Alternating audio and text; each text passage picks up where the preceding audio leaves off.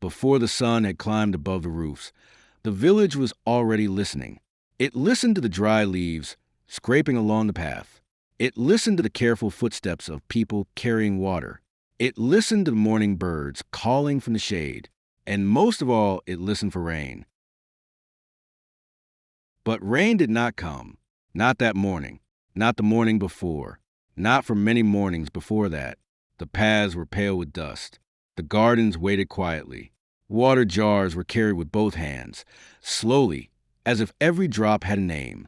At the edge of the gathering place stood a child named Luma. Luma was old enough to carry a small water jar, old enough to sweep the meeting place, and old enough to notice when grown people stopped speaking in the middle of a sentence because they were looking at the sky. But Luma was not old enough, people said, to touch the drum. The drum stood beneath the shade roof in the meeting place. It was wide and still. It was kept clean. It was never used for play. In this story, the drum was a signal. When it sounded, people came together to listen, decide, and help. Luma knew that, mostly, but Luma also knew something else.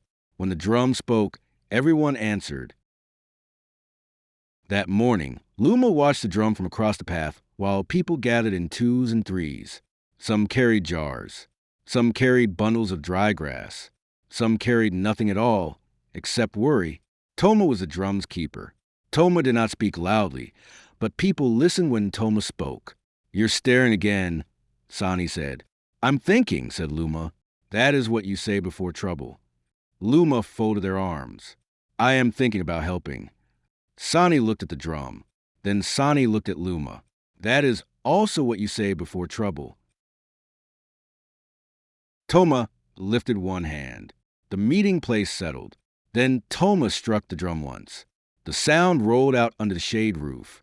It crossed the open ground. It reached the water path. It reached the cooking fires.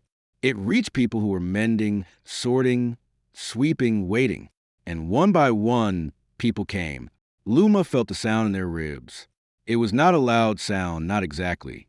It was a sound that made space. A sound that said, "Come now, listen now, bring what you know." Toma rested a hand on the drum. "A sound that gathers people," Toma said, "must be carried with care." The grown people nodded. Luma nodded too, though Luma was still thinking about the sound. If one beat could gather the whole village, what could many beats do? Could they gather clouds? Could they wake the sleeping rain? Could they make the sky remember? The meeting was not exciting, at least not in the way Luma had hoped. No one spoke of secret words. No one spoke of commanding the weather. They spoke of checking the smallest children. They spoke of sharing shade with the oldest people. They spoke of carrying water early, before the heat grew sharp. They spoke of covering the young plants and saving rinse water for the dusty ground.